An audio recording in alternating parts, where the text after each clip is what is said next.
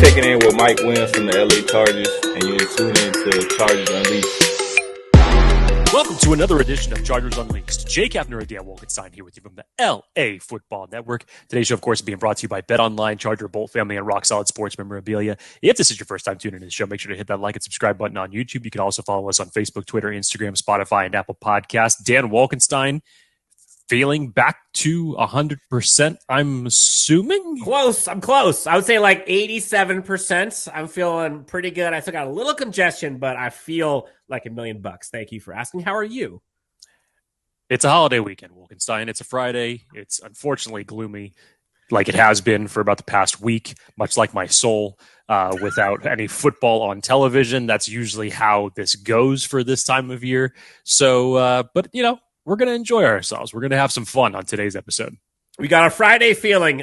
Jake, a lot of it has been talked about. Free agents that Chargers fans wish that they would have been able to somehow see on the Chargers in 2023.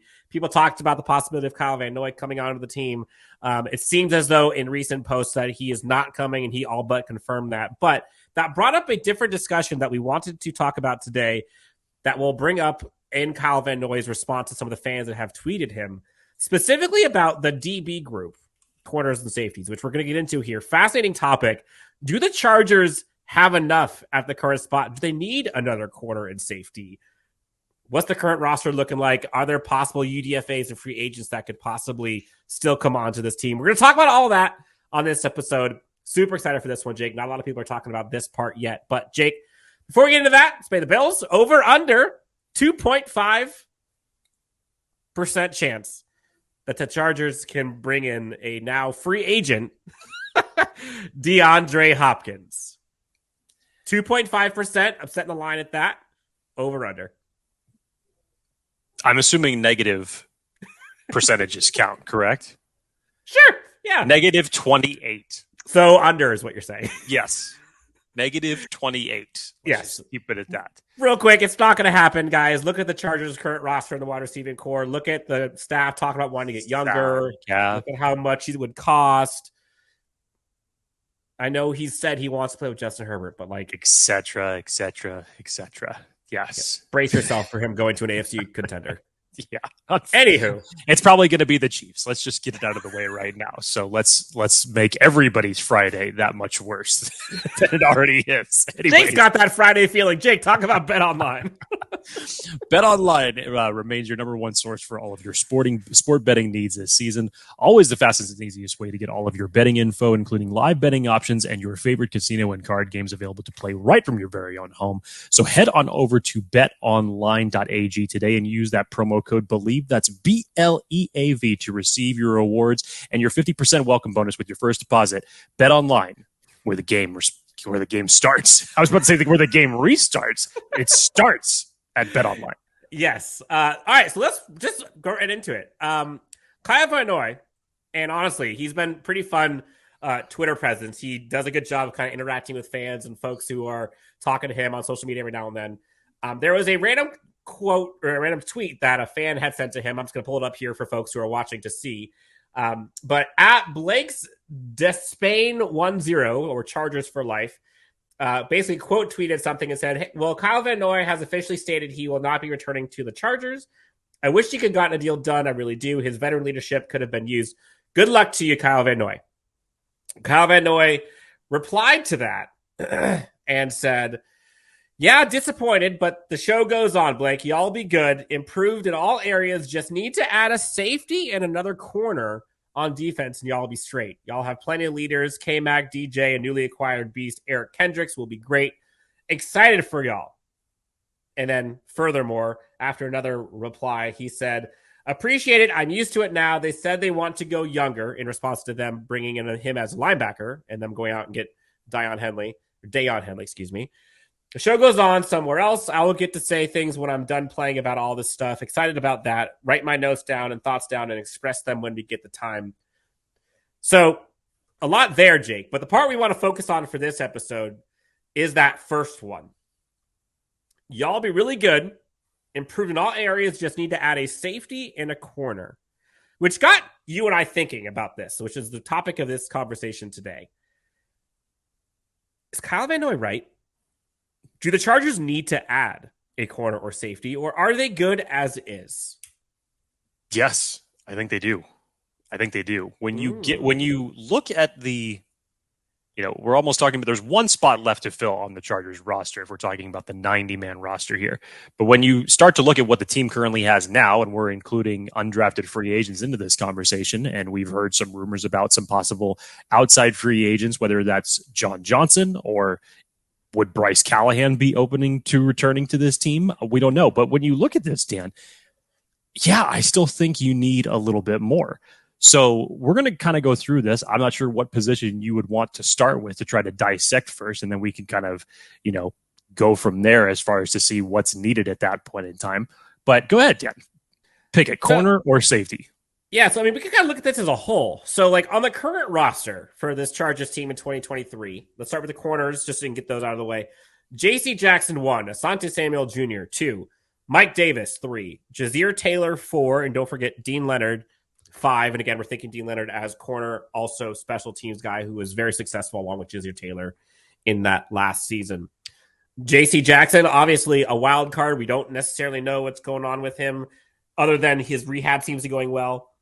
Mike Davis, you look at, did really well last year on his contract. We'll see how that goes. So question marks at both of those positions. So realistically, Asante Samuel Jr. seems to be like the most surefire corner of that group to kind of stay long term.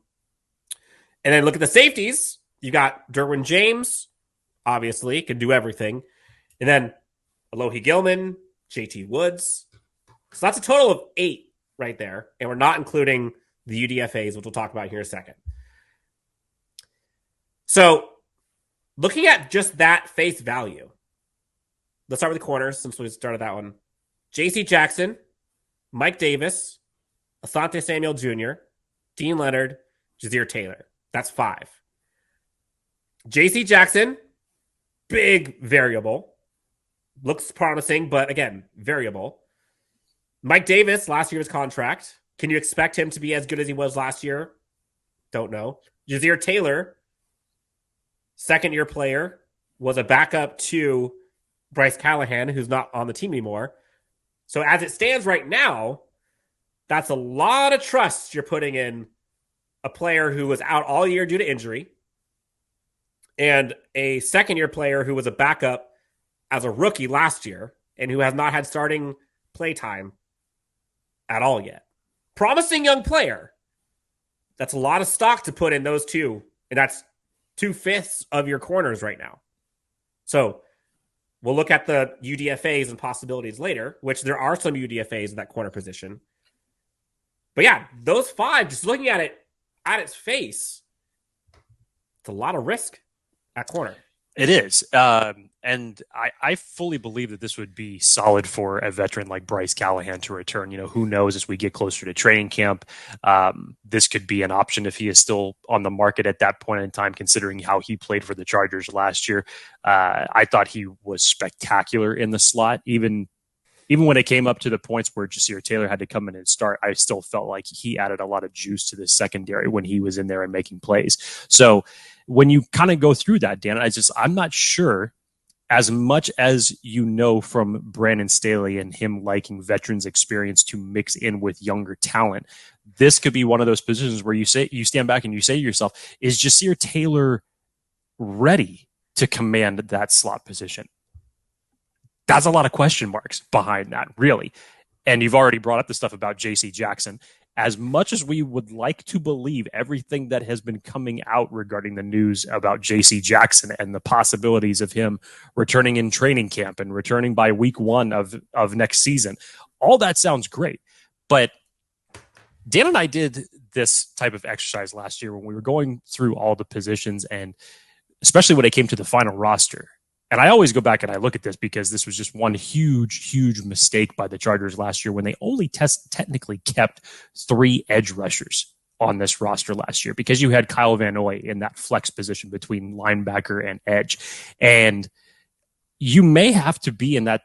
Again, if we're talking about them not making any other moves in between now and training camp, and you're looking at this right now, as far as a lot of youth on the roster, which is never a bad thing, but also a lot of inexperience when it comes to the NFL, especially with the undrafted free agent guys. So there's a lot to risk here. And Dan, you mentioned some of the undrafted free agents in the cornerback class, or out of this cornerback group. That's Cam Brown, Taiwan Mullen, and AJ Not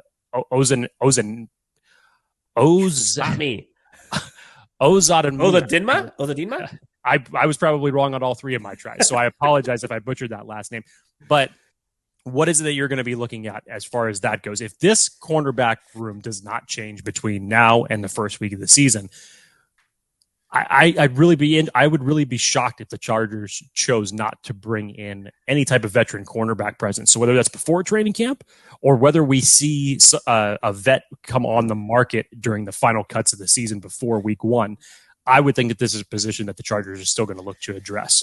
Yeah, and technically, again, after Deane Leonard, currently on the roster, you got guys like Kemon Hall, you got Michael Jacquet, you've got guys like, I don't know, like Mark Webb's a safety, be kind of like a DB hybrid, if you will. Like they got guys, but like, do you want Kemon Hall or do you want Bryce Callahan? Like Michael Jacquet, Bryce Callahan. So there's room there. And then Jake, when you go to kind of the other part of it, which is just kind of like the overall roster forming perspective, they got JC Jackson on this roster for big chunk of change. Mike Davis, we have no idea what that's going to turn into next season. If I was to guess, most likely scenario, if JC Jackson comes back to full form, I don't think Mike Davis is returned. I think he can get a better contract somewhere else. Who knows? But that's for later. But again, roster construction. That would leave Asante Samuel Jr., JC Jackson, Jasir Taylor, and Deane Leonard, and then all those other guys we were talking about. UDFAs, Kemon Hall, Michael Jacquet. Like, that's not good. So let's play devil's advocate here for a second, Dan, and obviously getting ahead of ourselves before obviously final cuts. If we believe that the cornerback group, and obviously this conversation spurning off of Kyle Van Noy's tweet and what he believes that the Chargers need, if the Chargers do go out and they sign a Bryce Callahan or another veteran corner to bring into this group, who would then be the odd man out in this scenario? Because I know that probably immediately people would say, okay, well, it has to be Deane Leonard, unfortunately. Say what you will about how Deane Leonard played during the preseason games last year. When it came to special teams, he was a very nice contributor, as was Jasir Taylor. I think Jasir Taylor are obviously as a lock, given what he might have to do in the slot. But would Deane Leonard have to be the odd man out if you were only keeping 5 cornerbacks? Or the expectation is, and again, we're talking about overall roster construction, is that you would probably end up keeping 5 safeties, 5 cornerbacks. That puts in a total of 10 at the DB spot. So if the Chargers go out and they sign a veteran cornerback here, would Deane Leonard be the odd man out in this scenario?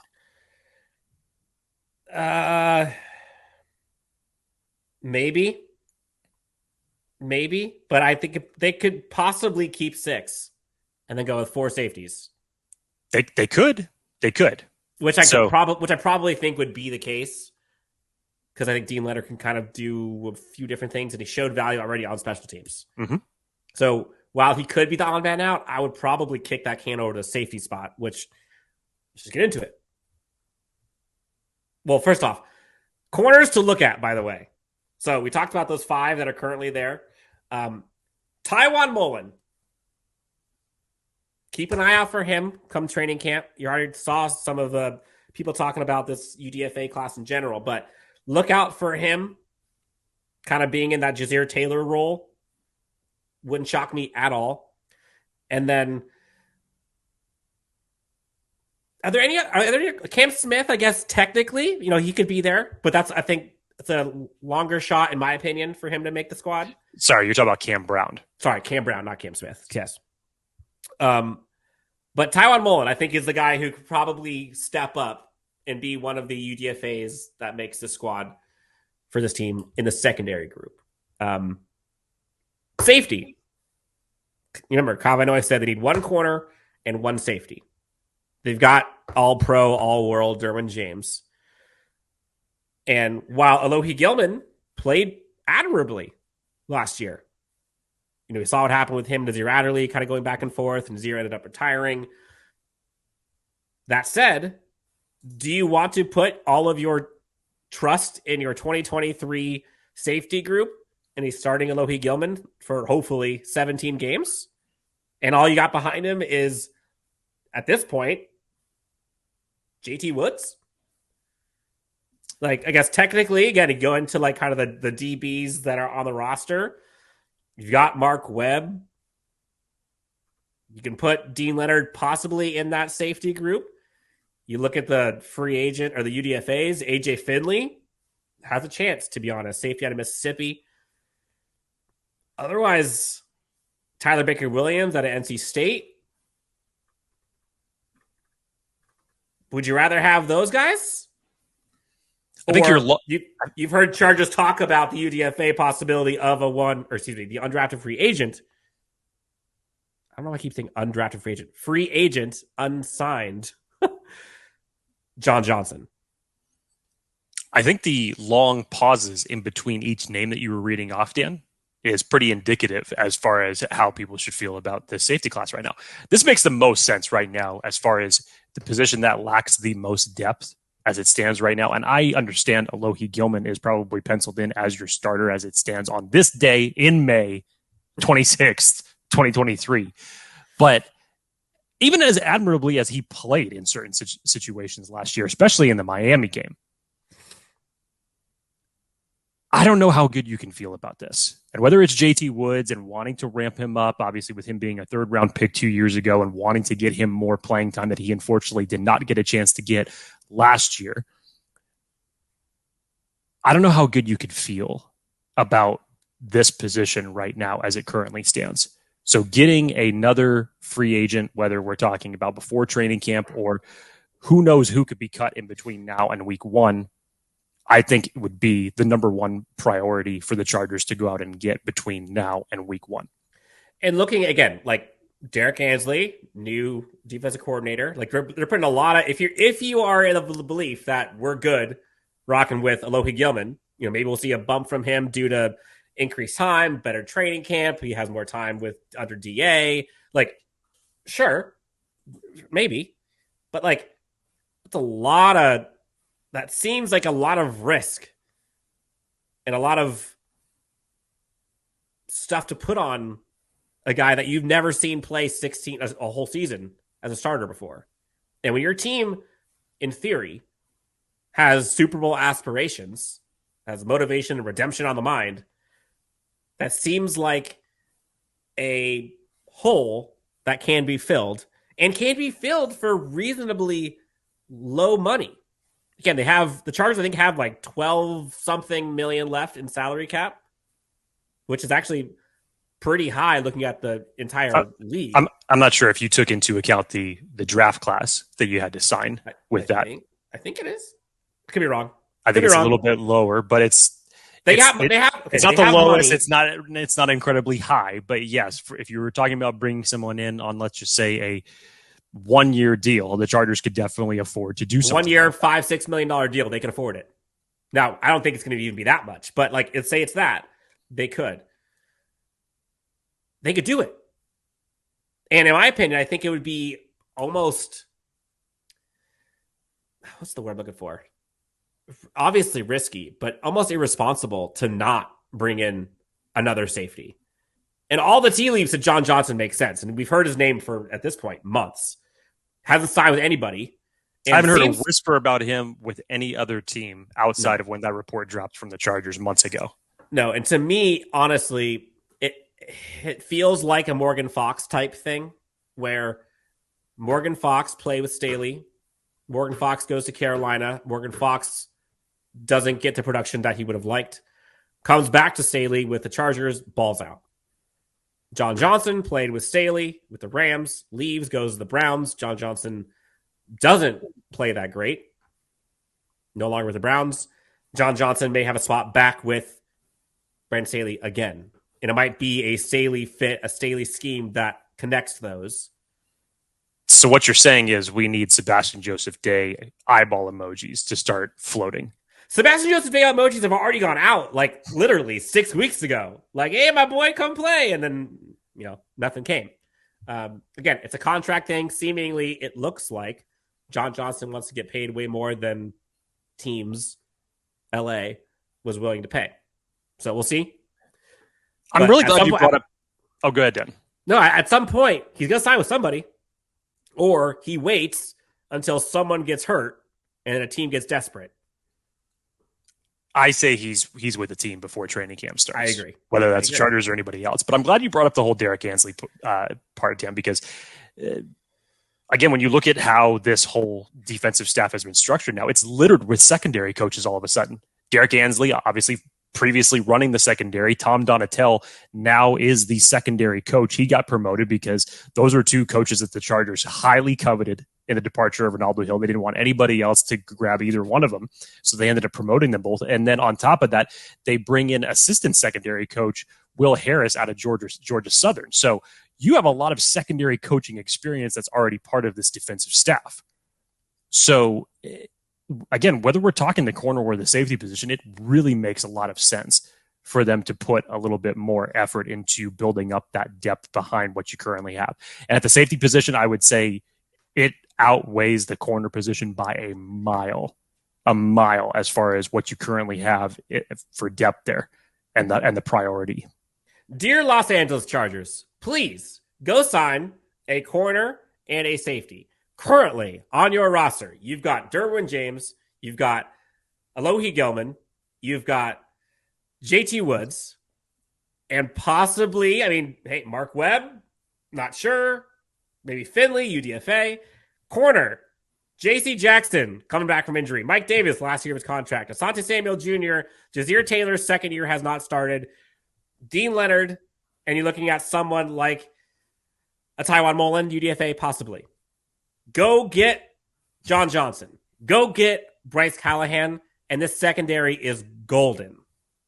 Without those two, you're looking at UDFA and Mark Webb, most likely. Right? If you're going to have 10 corners / safeties, it's going to be those 8 that we mentioned. And if I had to bet, Mark Webb and Taiwan Mullen round out to be your 10. Something to watch, something to consider. We'll see. It's important who your coaching staff is, but it's also important who your players are. And again, the underbelly has been what has been so hindering to this team. 2 easy spots can be filled. Chargers secondary looks much better. Jake, do we miss anything? I think that's a pretty just quick deep dive. Again, we're in May, so there's not much to analyze as it relates to some of the undrafted free agents because we have not gotten a chance to watch them play. We know obviously what the top starters at each one of these positions can bring to this team, whether we're talking on defense or special teams. So we know what their value is going to be. But this is just one of those type of conversations where, it's a little bit of an early type of projection as far as what these position groups are currently standing at right now, what it is that they need. I think the Chargers have done a superb job of filling depth at the defensive line position, building up the edge room a little bit better. Obviously, with what you did at the linebacker room, some people would still say there's not much depth behind there, even when you bring in a player like Deion Henley into this group. But still, you start looking at this secondary, and you realize that, okay, I know we're in the middle of OTAs. We have training camp here in the next couple of months. I don't think that the Chargers start training camp without at least one veteran signed to either one of these positions. I can't see that happening. I'm glad you mentioned the interdefensive line because we talk about how gruesome that camp battle is going to be for good reason. I think the level of play, level of production, level of talent has risen. I don't think that's the case for the secondary. Top heavy, it seems like for sure. And then the underbelly, question mark. We're not saying it's bad, but it's a huge question mark, a huge risk as we get to training camp. Jake, holiday weekend. We got that Friday feeling. May 26th. Again, it's still only May, but something to watch for. You can find Jake Hefner at Jake D. Hefner, myself at Dan W Sports. Again, please hit that like and subscribe button. Can you believe we've been doing this for now 4 years, Jake? Crazy. Absolutely crazy. Wow. It's a blur. Enjoy your weekend. And we're still doing it. We're still here. More gray hairs for sure. I'm not sick of you yet. Not yet. Not yet. Not sick of me enough. Jake, pleasure doing this with you as always. Enjoy your weekend, friends, family, guys, gals, children of all ages, and we'll talk to you next time on Chargers Unleashed.